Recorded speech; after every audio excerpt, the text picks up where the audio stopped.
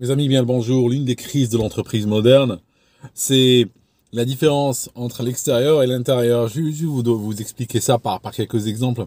Vous savez, là, je reviens du supermarché. J'ai acheté quelques victuailles. Personne m'a obligé à acheter tel ou tel produit. J'ai acheté en réfléchissant en tant que consommateur. J'ai comparé la qualité, le prix, tout ça. Et j'ai pris certains produits et j'en ai laissé d'autres sur le rayonnage. D'accord? C'est comme ça que certains produits ont du succès et d'autres pas. C'est de la méritocratie. On est dans un marché libéral, même si en réalité il est de moins en moins libéral parce qu'on a de plus en plus d'interventions régulatoires, étatiques qui faussent de plus en plus la donne. Mais ne parlons pas de ça pour le moment. Partons du principe qu'on a un marché libéral. Je vous donne un exemple. Ce téléphone, où vous m'envoyez régulièrement vos questions, est un iPhone. L'iPhone coûte cher, d'accord? Mais n'empêche que des millions de gens dans le monde l'achètent. Parfois, ils s'endettent sur des années. Parfois, ils mettent 3 ans, 4 ans, des contrats de 3 4 ans maintenant qu'on a, pour payer un iPhone. Il coûte cher. C'est probablement au-dessus de leurs moyens. Mais quand même, ils vont l'acheter. Est-ce qu'il y a une loi qui oblige un tel ou un tel à aller acheter un iPhone? Est-ce que vraiment elle existe, cette loi? Mais non, pas du tout. C'est tout simplement la qualité du téléphone qui va faire en sorte que des gens veulent l'obtenir à tout prix. D'accord? Donc on est dans un marché méritocratique, libéral. Maintenant, ça c'est dehors, ça c'est l'extérieur de l'entreprise. Rentrons à l'intérieur de l'entreprise maintenant. Vous connaissez beaucoup d'entreprises qui sont libérales et méritocratiques à l'intérieur. La vôtre, elle l'est par exemple? Mais non. Non, c'est pas possible. Commencez à l'intérieur de la compagnie. À l'intérieur de la compagnie, c'est complètement, le système s'inverse complètement. On n'est pas méritocratique. Les choses marchent avec la politique, avec le favoritisme, avec le népotisme, avec les clics. T'appartiens à la bonne clique, t'es dans le bon groupe WhatsApp, t'es ami avec un tel, tu couches avec un tel, tu sors avec un tel. Là, effectivement, il y a des options, mais autrement, non, c'est pas du tout méritocratique, ce n'est pas du tout au mérite. Je vous donne un exemple. Prenons par exemple deux employés. L'employé A, il a une idée, et mettons que cette idée peut rapporter 10 millions d'euros à la compagnie. L'employé B est une nana, elle a une idée qui rapporte rien du tout à la compagnie, mais par contre, quand elle rencontre son manager, dans l'ascenseur, elle commence un petit peu à s'approcher de lui, à rentrer dans ses 6 mètres, comme on dit, n'est-ce pas, à se frotter contre lui. Quand il raconte une blague, elle éclate de rire à plein dents et tout ça, et elle lui montre qu'il y a des potentialités. Vous voyez ce que je veux dire? Bon. Le manager, sachant que dans la compagnie, on n'est pas dans le libéral, on est plutôt dans le fait du prince, on est plutôt sous le règne de l'arbitraire, d'accord? Vous l'avez bien compris. On n'a pas vraiment de règles précises par rapport à beaucoup de choses. Elles sont laissées vraiment à la discrétion.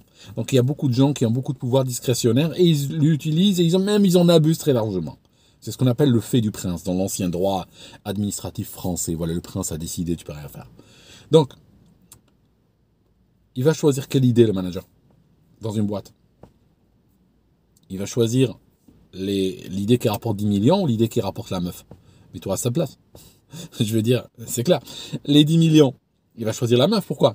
Parce que les 10 millions, est-ce qu'ils vont aller dans sa poche? Non, mais sincèrement, est-ce que les 10 millions vont aller dans sa poche? Non. Non, on va lui taper sur le dos en disant, hey, comme un toutou, là, comme tu tapes sur le dos d'un chien ou d'un cheval, en lui disant, hey, bravo, hein, c'est bien. Non, pas du tout. On est d'accord? Pas du tout. Les 10 millions ils rentrent dans la poche de l'actionnariat. Alors que la meuf, elle ira pas dans le lit de l'actionnariat, elle ira dans son lit à lui. Donc il va choisir, effectivement, il va aller là où, il fallait dire autre chose, là où son intérêt le guide. D'accord? C'est dans cette direction qu'il va aller. Donc, on a ça dans l'entreprise. On a aussi le culte de la personnalité, des idées, des expressions. J'avais travaillé pour une entreprise pendant pas très longtemps.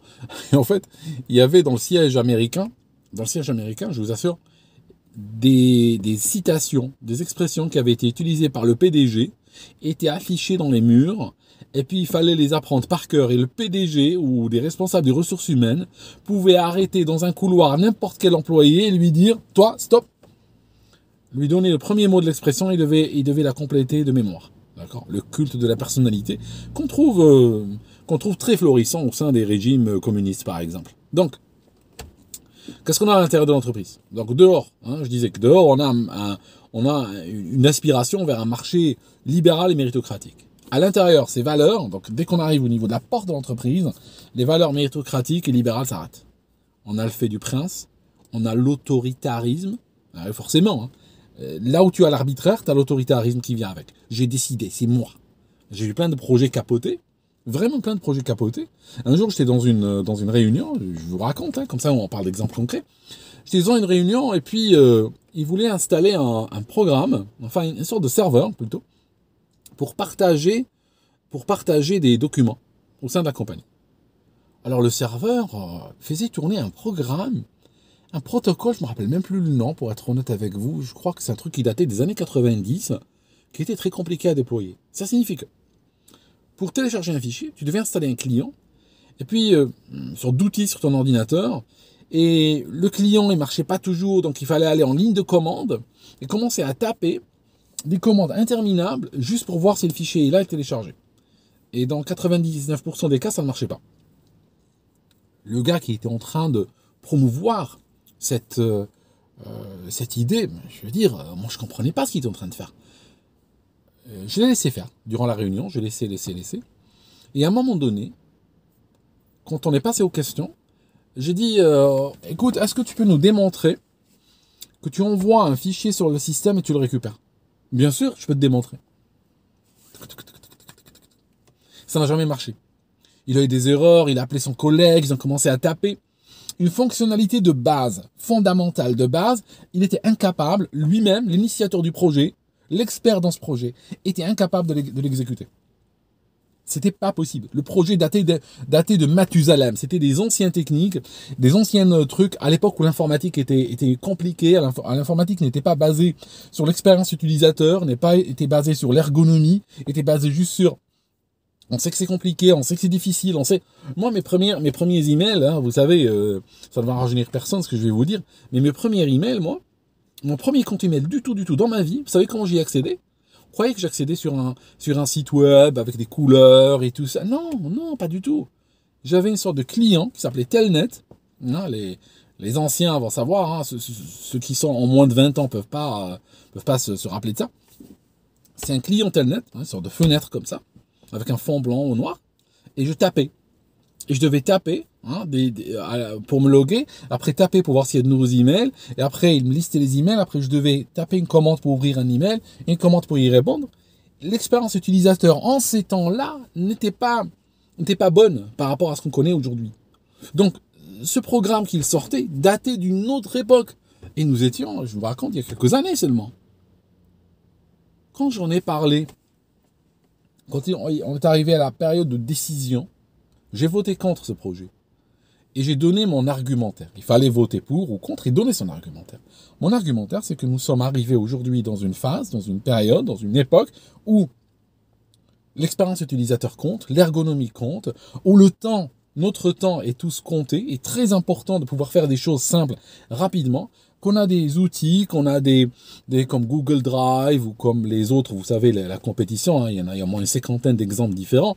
On a des systèmes basés sur le cloud ou d'autres qui permettent très rapidement de mettre des fichiers, d'enlever des fichiers, de les partager, sans même y penser.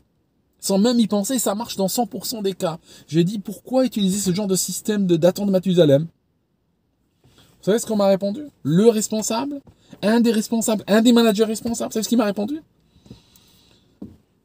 Quand il a compris que il pouvait pas me bloquer sur la logique de mes arguments, sur la factualité de mes arguments, qui était basée d'ailleurs sur une démonstration qui avait foiré, vous savez ce qu'il m'a dit? Alors de toute façon, j'ai parlé à un haut responsable, à un vice-président, et il m'a dit il est derrière ce projet et que les gens devront, qu'ils veuillent ou qu'ils veuillent pas, devront l'utiliser. Voilà. L'argument de l'autorité. Vous voyez qu'on n'est pas dans du libéralisme, on n'est même pas dans la méritocratie des idées ou la méritocratie des personnes. D'accord? La méritocratie des idées n'existe pas. Les idées sont promues en fonction de qui les avance. Hein. Si quelqu'un qu'on aime bien et tout, bah, l'idée remonte, même si elle est complètement pourrie. Et si une idée géniale arrive de quelqu'un qu'on apprécie moins, bah, l'idée sera écrasée. D'accord? J'avais même donné à l'époque l'exemple de l'iPhone. J'ai dit l'iPhone, il n'y a aucune loi qui oblige qui que ce soit à acheter l'iPhone. Pourtant, il y a un taux d'adoption extraordinaire, malgré le prix. mes arguments étaient nulle part. Le projet a été implémenté. Vous savez quoi? 1 an et demi plus tard, il a capoté complètement. Le taux d'adoption était de 0. Malgré tout ce qu'ils ont fait pour forcer les gens à l'utiliser, le système ne marchait pas. Les gens continuaient à échanger des fichiers par clé USB, par email, par n'importe quel moyen, mais pas ça parce que ça ne marchait pas. Et ils ont abandonné le projet. Après, le projet, discrètement, a été abandonné. Bon, moi, je suis pas du genre à arriver en disant « Ah oui, je vous avais dit ». Mais le problème, c'est que ces gens-là sont pires que des bêtes. Ces gens-là ne vont pas apprendre, ne vont pas grandir, ne vont pas dire « On a fait une connerie ». Et on la répétera pas. Non, ces gens-là, le lendemain, tu vas les trouver, ou le jour même, qu'un projet pareil capote, tu les trouveras exactement selon la même logique, en train de se lancer dans un autre projet qui va coûter encore des millions et des millions et des millions. Toujours, sans arrêt, sans arrêt. Ils sont constamment dans la certitude, jamais dans...